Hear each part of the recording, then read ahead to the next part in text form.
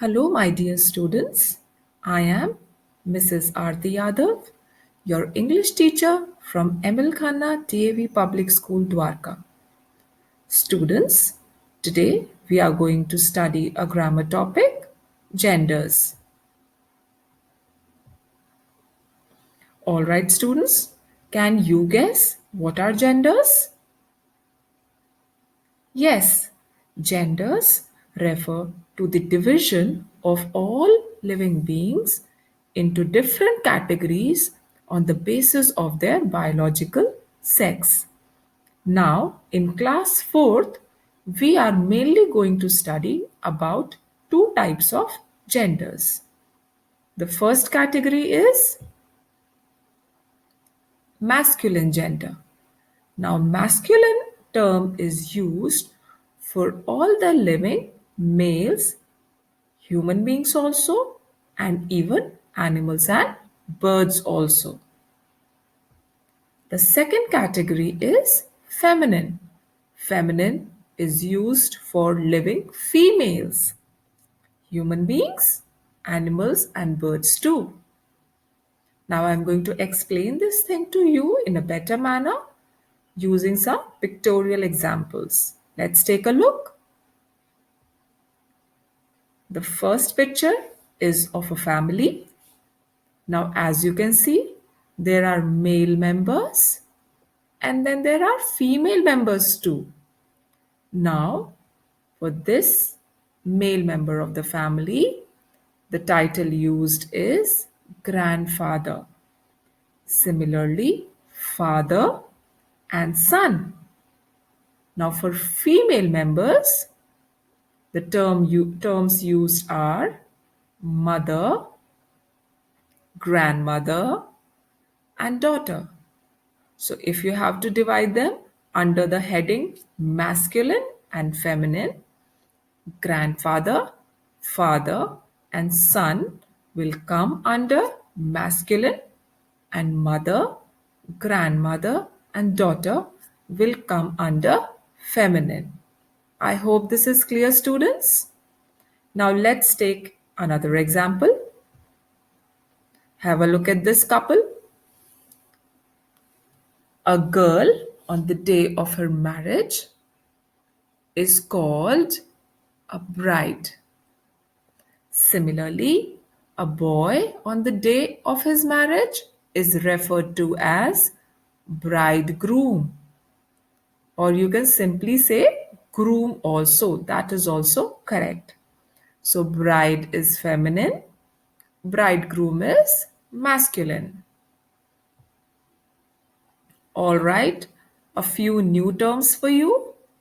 A male who likes to compose poems is called a poet. Similarly, a female who writes poems is called a poetess. You cannot call these people writers. Please remember this. All right, two very interesting pictures for you. This person is a very famous writer. He writes children's book. So what will you call him? This is also a new term for you. Author. A male who writes books, novels, and stories is called an author. And a female who writes books and stories is called, can you guess? Yes, an authoress. So these are also new terms for you. Author is masculine, authoress is feminine. Now, can you guess the name of these famous personalities? Yes, this is Ruskin Bond, and she is J.K. Rowling. A few more pictorial examples for you. Here are some pairs of masculine and feminine genders: bride and bridegroom, witch and wizard. A witch is a female with magical powers, but she tends to use these magical powers to do something negative. Similarly, a wizard is a male with magical powers. Girl, boy, man, woman, king, queen, wife, husband, princess, and prince.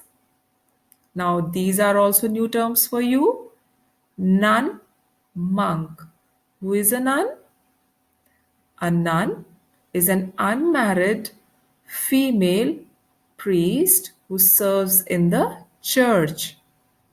Similarly, an unmarried male person who serves the church is called a monk. Brother, sister, uncle, aunt, gentleman, lady, lion, lioness, emperor, empress, heir, heiress. Again, some new terms for you I have taken. Who is an heir? An heir is a male who is the rightful and legal owner of property and wealth from either his parents or some other person. Similarly, a female is called an heiress. Nephew and niece. Now, students, here is a list of masculine and feminine genders. You must go through this list.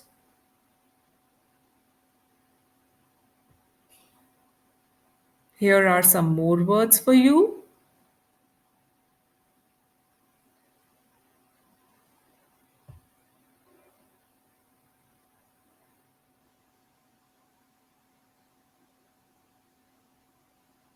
All right, I'm sure now you have understood what masculine and feminine genders are. So it's time for a quick, fun activity. Rewrite the story by changing the gender of the underlined words. Here is a story, students. Let's first read the story. Once upon a time, there was an emperor. He had a son. The son was very lazy and irresponsible. The son had a horse and a dog. He used to spend his entire day just playing with his animals. The emperor was very upset to see all this. One day, the emperor called his son and scolded him. He said, "You must learn to be disciplined and responsible now. If you don't, then you will not be the heir of my kingdom. I will give everything to my nephew. Only a responsible person deserves to rule." Now, students, you can see that there are some terms which have been highlighted in red and are underlined too. So we have to change them into the opposite gender and rewrite the story. I'm sure all of you can do this. So here is our story. Once upon a time, there was an empress. She had a daughter. The daughter was very lazy and irresponsible. The daughter had a mare and a bitch. She used to spend her entire day just playing with her animals. The empress was very upset to see all this. One day, the empress called her daughter and scolded her. She said, "You must learn to be disciplined and responsible now. If you don't, then you will not be the heiress of my kingdom. I will give everything to my niece. Only a responsible person deserves to rule." So, students, this was a quick activity to recapitulate genders. All right, students, with this, I come to the end of this topic. But you must keep practicing and revising genders at home. And here I'm leaving you with a very inspiring quotation. Please read it carefully and reflect. Think about it. So here is your quotation. Read and reflect. Stay curious. Keep learning and keep growing. And always strive to be more interested than interesting. Thank you, dear students. Bye bye.